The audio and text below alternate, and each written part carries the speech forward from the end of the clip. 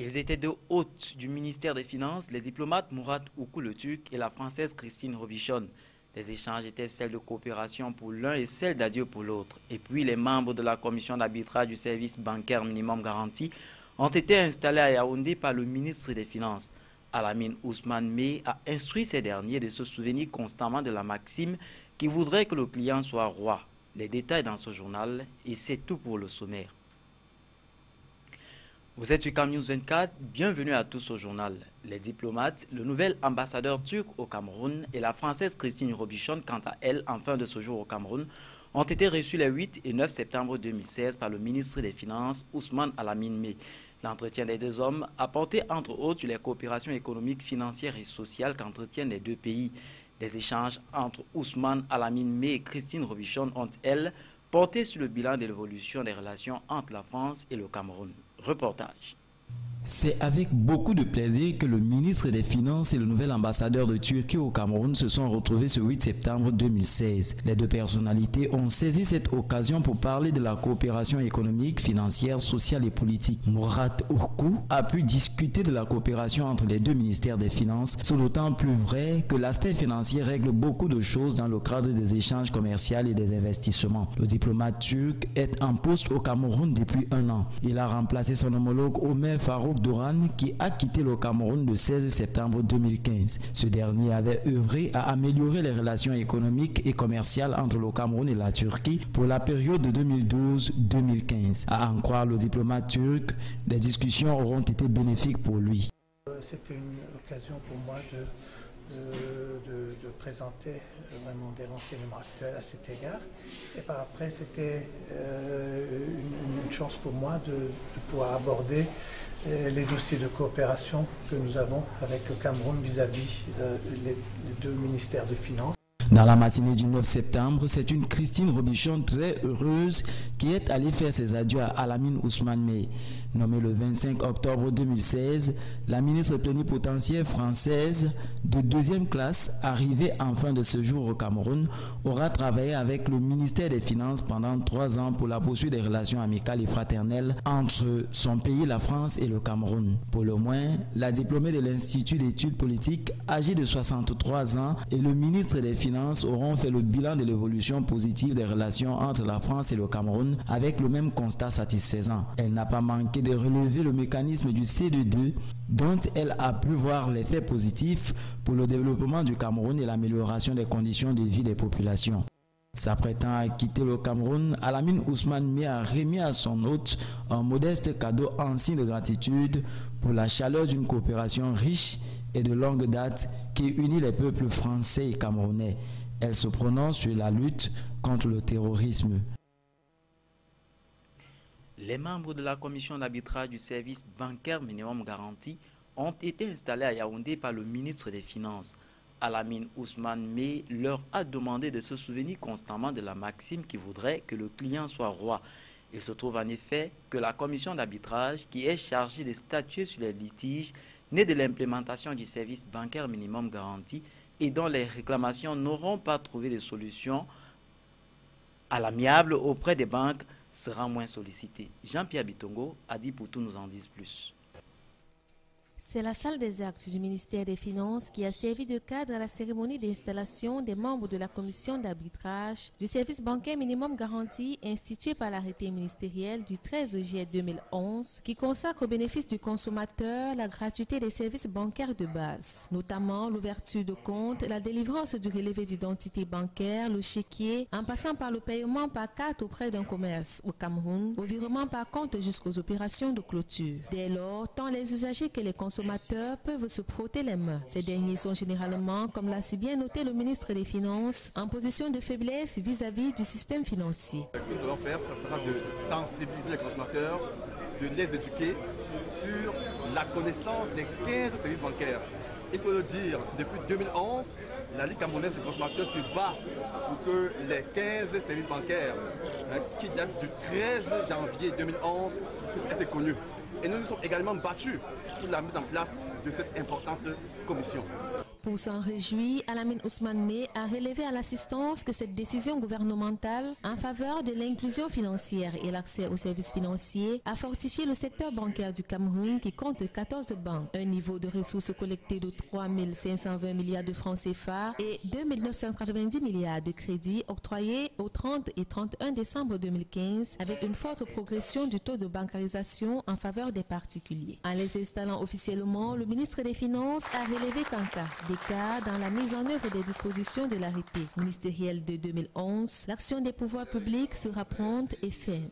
Transparence dans la gestion des relations entre les usagers, les particuliers et la banque, et de participer à rendre notre système financier, qui aujourd'hui compte 14 banques, qui mobilise pratiquement 4 000 milliards pour à peu près 3 000 milliards de financement de notre économie, que ce système puisse participer évidemment à conduire notre économie vers plus de bancarisation, vers plus de clients, vers moins de coûts dans le cadre des services et renforcer l'intermédiation financière, à savoir financer l'économie au lieu de tirer seulement avantage donc des services financiers. Cette commission d'arbitrage est présidée par Sylvestre Mo Tangongo, directeur général du Trésor, de la coopération financière et monétaire du ministère des Finances. Il convient de relever que la mise en œuvre du service bancaire minimum garanti fait suite à la conférence des ministres de l'Union monétaire de l'Afrique centrale pour encourager la bancarisation. Le service bancaire minimum garanti est le minimum de prestations dont bénéficie à titre gratuit tout consommateur considéré comme toute personne physique dans la clientèle des particuliers qui agit dans un but non commercial et qui a sa résidence principale au Cameroun.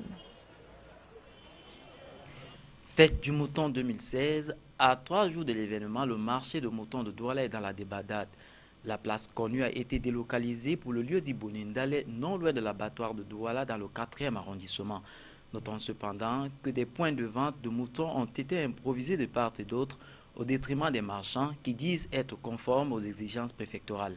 Reportage d'Éric Tiché et Josué Ngongan.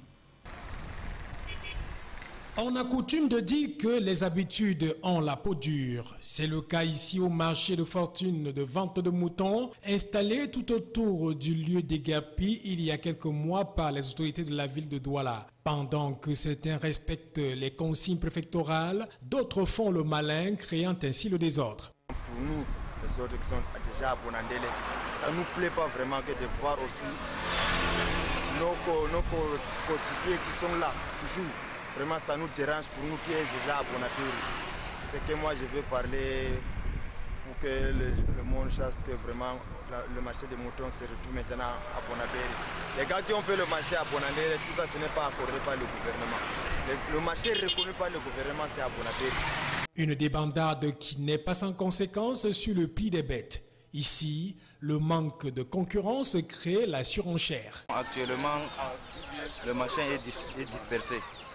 Donc comme c'est dispersé, les autres gens sont à Bonaberi, les autres sont à Dibamba et le prix est ici un peu cher. Donc les gens ne connaissent pas là-bas et c'est trop loin d'aller là-bas pour acheter le mouton. Même si tout à côté, ce commerçant trouve que cette dispersion ajoutée à cette période de rentrée scolaire a plutôt fait chuter le prix du mouton. Maintenant, c'est le moment de rentrée scolaire. On ne peut pas vendre les moutons chers. On a les moutons de 60 000, 55, 50 jusqu'à 40 000. Parce que comme maintenant le Cameroun est un peu dur là, c'est ça qu'on ne peut pas. Les moutons de 5 000, on vend ça à 60 000 maintenant. Les moutons de 80 000, on vend ça à 40 000. Ayant une importance capitale dans la communauté musulmane, c'est presque une obligation pour un fidèle de Allah d'immoler un mouton. Oui, c'est obligation. C'est une obligation d'acheter ça. Parce que si tu as les moyens, c'est une obligation chez toi d'acheter le mouton pour la fête de Tabaski.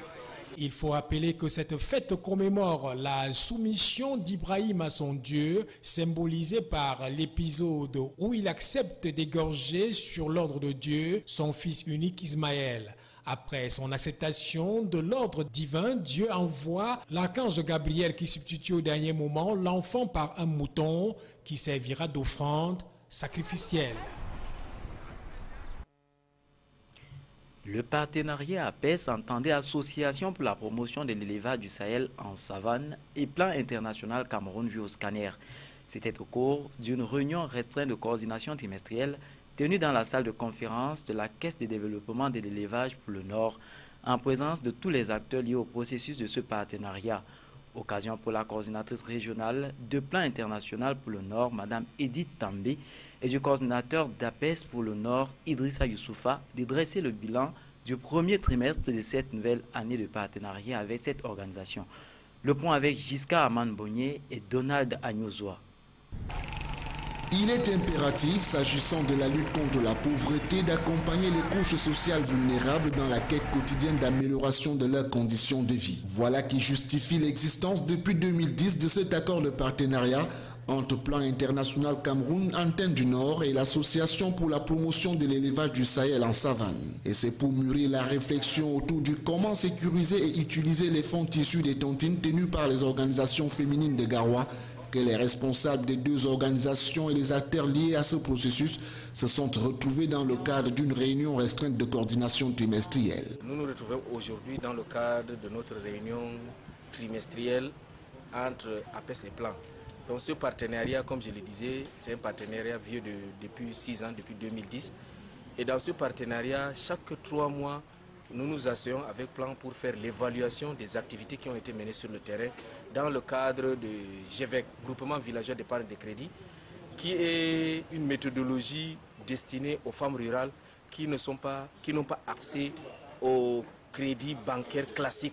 La rencontre, qui intervient après 3 mois d'activité, est l'occasion pour les parties prenantes de faire le point du partenariat qui existe entre les deux entités dans le cadre du Groupement Villageois d'Épargne et de Crédit. Aussi s'autorise-t-on à jeter un regard sur ce qui est déjà fait, les difficultés rencontrées, ensuite proposer de nouvelles stratégies pour pallier aux problèmes à venir. Dans les mois à venir, la charge du travail va augmenter dans la mesure où les sensibilisations communautaires vont devoir se faire entre les agents de Plan et les agents d'APES de façon plus intense, et la sensibilisation au niveau des groupes et l'identification des groupes va s'accroître, non seulement, mais les groupes seront formés et ils vont commencer proprement dit l'activité d'épargne et de crédit. D'où l'espoir qu'avec l'équipe d'épargne reçue et le suivi dont elles bénéficieront de la part des deux partenaires, les membres des organisations féminines de Garoua seront à même de se prendre en charge indépendamment du soutien de l'homme. Et c'est au terme de cette réunion que le plan d'action des 3 mois à venir sera adopté. Sport football, ce week-end marque la fin des championnats nationaux de Ligue 1 et Ligue 2. Les enjeux sont divers, notamment en Ligue 2 où la 3e place synonyme d'accès est fortement convoitée par la Colombe du Dia et Lobo 52 points, AS Matelo 51 points, Fauveau de Baham 51 points. Aussi en Ligue 1, Coton Sport de Garoua 57 points, Yon Sport de Bamenda 56 points et Union Sportive de Douala 53 points vont lutter respectivement pour les 2e et 3e places qui donnent droit soit à la Ligue des Champions ou à la Coupe de la CAF de l'année prochaine. Michel Ateba s'intéresse à ce sprint final. En cas de victoire de Yon Sport Academy sur le canon sportif de Yaoundé, à Malamayo, la formation du Nord-Ouest est assurée d'être 3e au pire des cas. Mais en cas de défaite, le club de feu Francis Young pourrait tout perdre, surtout si son poursuivant direct, l'Union Sportive de Douala, venait à réaliser un grand coup contre Lyon blessé de Foutouni. Un scénario qui pourrait propulser aussi Coton FC de Garoua, qui attend de pied ferme le Racing de Bafoussam, déjà maintenu. Voilà donc tout l'enjeu de cette 34e et dernière journée en Ligue 1. Déjà sacré, UMS de Loum va jouer son honneur, tandis que la Panthère Sportive d'Undé, Boutafogo de Douala et Cosmos Dumbam joueront pour la dernière fois en Ligue 1. En Ligue 2, la 33e et dernière journée est axée sur la 3e place, avec un léger avantage d'1 point. Colombe de Saint-Milima 52 points n'a pas droit à l'erreur. Sa montée dépend de sa bonne prestation ce samedi. 2 probabilités sont avancées. Une victoire ou un match nul pourrait propulser l'équipe du Sud vers le cercle final. Juste derrière, AS Matelo et Fauveau de Baham, qui comptent 51 points et sont prêts à rebondir au moindre faux pas.